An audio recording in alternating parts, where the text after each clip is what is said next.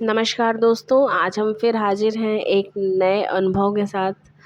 जो साधक गायत्री साधना में लीन होते हैं, नित नए अनुभव उन्हें होते ही रहते हैं। उनके दैनिक जीवन में ऐसी कई घटनाएं घटती हैं जिसकी वो परिकल्पना भी नहीं कर सकते।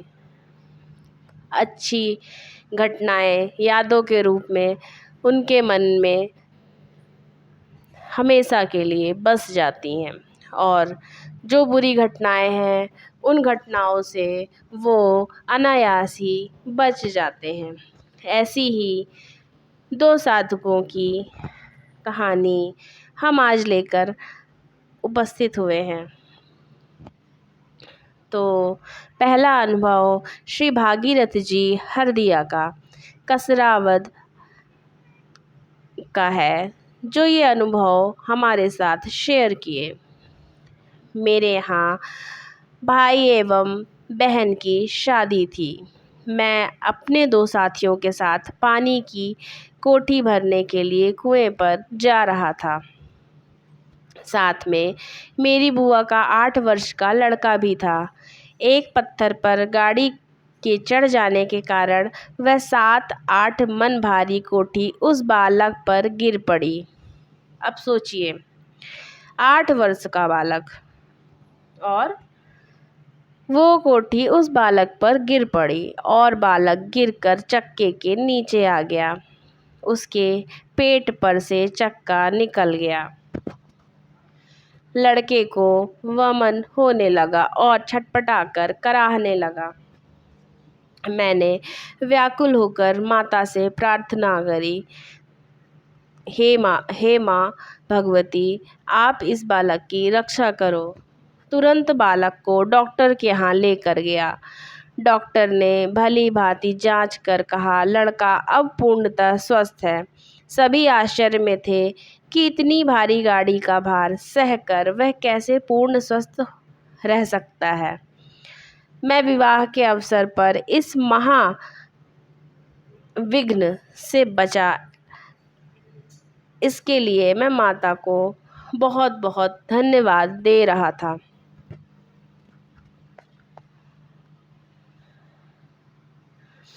दूसरी जो घटना है और दूसरा जो अनुभव है वो है राम सिंह जी का, जो बांदा से है।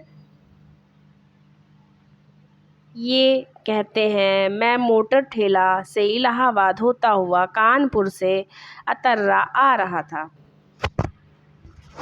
दुर्भाग्य से अतर्रा से 27 मील पर हमारा मोटर ठेला उलट गया। ठेले में 250 मन वजन भार था। मोटर उलटने से ड्राइवर तो 4 मिनट के अंदर ही मर गया। दूसरे आदमी का पैर टूट गया। मुझे गायत्री माँ ने बचा लिया। सिर में मामूली चोट आई। एक ही जगह बैठे हुए लोगों में से मेरा इस प्रकार बच जाना माता का अनुग्रह ही है। तीसरा अनुभव श्री गंगा प्रसाद जी, बरिया घाट, मिर्ज़ापुर। ये लिखते हैं कि सितंबर की घटना है। दिन के 3:30 बजे वर्षा हो रही थी। घर में सब भाई भतीजे चारपाई पर बैठे थे। अचानक घर पर आकाश से भयंकर गड़गड़ाहट के साथ बिजली गिरी। औरतें जोर जोर से रोने लगीं। मेरे मुंह से गायत्री माता की पुकार निकली। बिजली गिरने से छप्पर की खपरेल टूट गई। घर में धुआं भर गया। बारूद की तेजी से बिजली गिरी और गंध आ रही थी बारूद की तरह। दीवार व नीचे की जमीन जहां लड़के बैठे थे बुरी तरह से फट गई। मकान से सटा हुआ नीम का पेड़ जल गया। इतना सब होते हुए भी घर के किसी व्यक्ति को कोई क्षति नहीं पहुंची। जहाँ सब लोग बैठे थे ठीक उनके नीचे की ज़मीन का बिजली के भयंकर प्रहार से फटना और किसी का बाल भी बांका ना होना सभी दर्शकों के लिए एक आश्चर्य की बात थी। तब से हम लोगों को गायत्री माता पर अनेक गुनी श्रद्धा बढ़ गई। इसी प्रकार श्री देवी शंकर शुक्ल जी, श्योपुर कलाल, ये कहते हैं कि अखंड ज्योति से संपर्क जोड़ने के बाद मैं गायत्री उपासना करने लगा था।